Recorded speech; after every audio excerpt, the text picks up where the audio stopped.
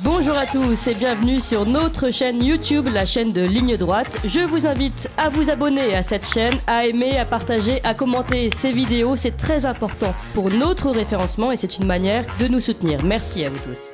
Et tout de suite, nous retrouvons Nicolas Vidal. Bonjour Nicolas. Bonjour Clémence, bonjour à toutes. Vous êtes journaliste indépendant, fondateur de Putsch Média et aujourd'hui vous nous parlez des difficultés économiques et sociales qui s'accumulent sur les Français et le gouvernement semble avoir du mal à endiguer l'augmentation du prix de la vie malgré les annonces. Ben oui, cher Clément, chers amis progressistes, ce matin j'ai décidé de vous faire un petit topo sur ce qui va nous tomber sur le coin du nez dans les semaines à venir et je parle surtout ce matin aux Français complètement endormis, apathiques. Oui, vous, ceux qui sont anesthésiés ou ceux qui pensent encore que la politique est un loisir auquel ils ne veulent pas participer. Alors moi, je vous le dis, ça me fait pas marrer de lire les projets de loi tôt le matin, de somnoler devant les retransmissions des commissions parlementaires, de me goinfrer de ces gros pavés que sont les semestres européens pendus par l'indigeste Commission européenne.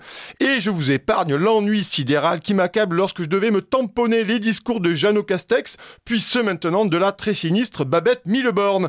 Néanmoins, ça me permet ce matin de vous alerter sur les coups de bambou que nous allons tous ramasser dans les dents.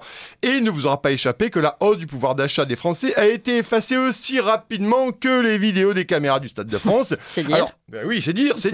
Alors tiens. Parlons par exemple des chèques alimentaires. Qu'est-ce qu'on nous a pas bassiné avec ces chécos avant le second tour de la présidentielle ?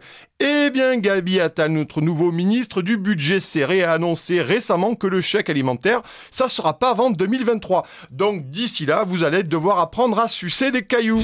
Mais pour vous, chers auditeurs qui ne comptiez pas sur le chèque alimentaire, eh bien vous aurez très prochainement le privilège, l'intime privilège de payer 3 € le demi-litre d'essence.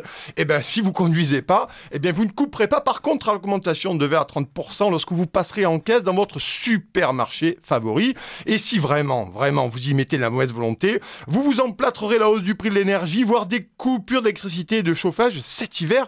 Mais pas de panique, ne transpirez pas. RTE envisage pour vous dépanner d'activer des groupes électrogènes au diesel. C'est ça le défi écolo de la Startup Nation. Oui, vous nous faites rêver, vous dressez vraiment un tableau apocalyptique là pour ces prochaines semaines. Mais vous avez encore rien vu, cher Clément, vous avez encore rien vu. Attendez, alors que je vous parle des 8000 chauffeurs de bus non pourvus pour la rentrée de septembre, des citoyens lambda embauchés comme enseignants après des job dating et formés en quelques heures. Parlons aussi de la disparition de la moutarde de nos commerces, d'une possible pénurie du beurre à l'automne, de l'inique réforme des retraites jusqu'à 65 ans, de la hausse des taux d'intérêt pour vos crédits immobiliers, de l'assurance chômage rabotée jusqu'à l'os, du pass sanitaire européen certainement prolongé, ni vu ni connu par Bruxelles à la fin du mois, de la fermeture de dizaines de services d'urgence partout en France, des patients qui meurent dans les urgences encore ouvertes, faute de médecins, et probablement du retour du pass vaccinal et des doses 4, 5, 6 dans quelques semaines, mais sachez que la 6e sera offerte.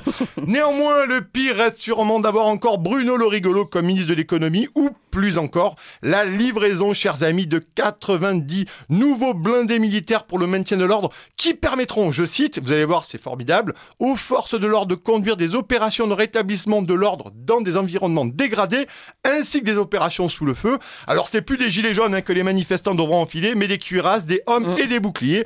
Ça promet les manifs en 2022. Allez, pour finir, pour les endormis, je vous conseille donc de vous plonger dès maintenant dans la nouvelle saison de la Macronie qui commencera le 20 juin prochain, si Manu Premier obtient sa majorité absolue de fiers godillots.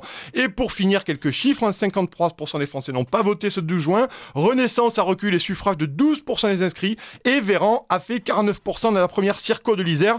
Eh bien moi je vous le dis comme je le pense les copains, on n'est pas sortis des ronces. Eh bien c'est sympa tout ça, merci beaucoup Nicolas Vidal. Si. Vous appréciez cette émission ? Alors aidez Radio Courtoisie à en produire d'autres, en indépendance totale. Rendez-vous sur soutenir.radiocourtoisie.fr. Merci d'avance.